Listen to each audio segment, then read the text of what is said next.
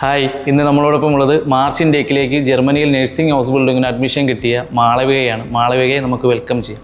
Hi.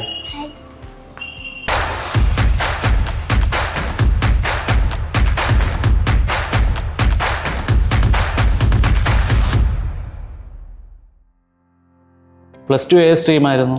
ഞാൻ science ആയിരുന്നു. അപ്പോൾ പ്ലസ് ടു കഴിഞ്ഞപ്പോഴേ നഴ്സിംഗ് എടുക്കണമെന്നൊരു ആഗ്രഹം ഉണ്ടായിരുന്നു.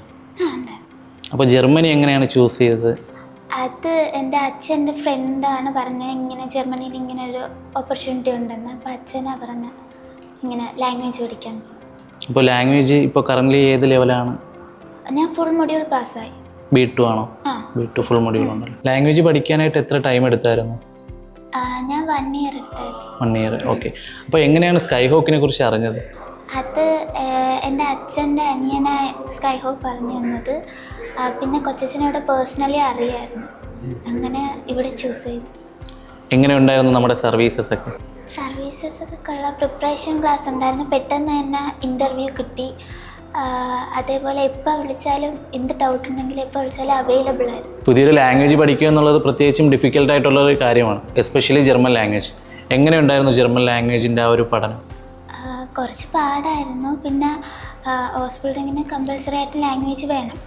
അപ്പോൾ ആ ഒരു തോട്ട് മൈൻഡിലുള്ളതുകൊണ്ട് പെട്ടെന്ന് പാസ്സാവണം എന്നുള്ളതുകൊണ്ട് അതിന് വേണ്ട എഫേർട്ട് ഇട്ട് അതുകൊണ്ട് തന്നെ പെട്ടെന്ന് B2 full module pass. Visa ഡോക്യുമെൻറ്റേഷനൊക്കെ എങ്ങനെ ഉണ്ടായിരുന്നു? സ്കൈഹോക്കിൽ നിന്ന് തന്നെ ഡോക്യുമെൻറ്റ്സ് ഒക്കെ പ്രോപ്പറായിട്ട് ചെയ്ത് തന്നുകൊണ്ട് VFSൽ ചെന്നപ്പോൾ വേറെ ബുദ്ധിമുട്ടൊന്നുമില്ലായിരുന്നു. സ്മൂത്തായിട്ട് എല്ലാം നടക്കും. എന്തുകൊണ്ടാണ് നാട്ടിൽ ഒരു നഴ്സിംഗ് ചൂസ് ചെയ്തത്, ജർമ്മനിയിൽ ഹൗസ് ബിൽഡിംഗ് നഴ്സിംഗ് ചൂസ് ചെയ്തത്? ജർമ്മനിയിൽ നമുക്ക് പഠിച്ചുകൊണ്ടിരിക്കുമ്പോൾ തന്നെ എബോവ് 1 lakh സ്റ്റൈഫൻഡോടുകൂടി പഠിക്കാം. അപ്പോൾ പാരൻസിനെ ബുദ്ധിമുട്ടിക്കാണ്ട് നമുക്ക് ഏൺ ചെയ്യാം.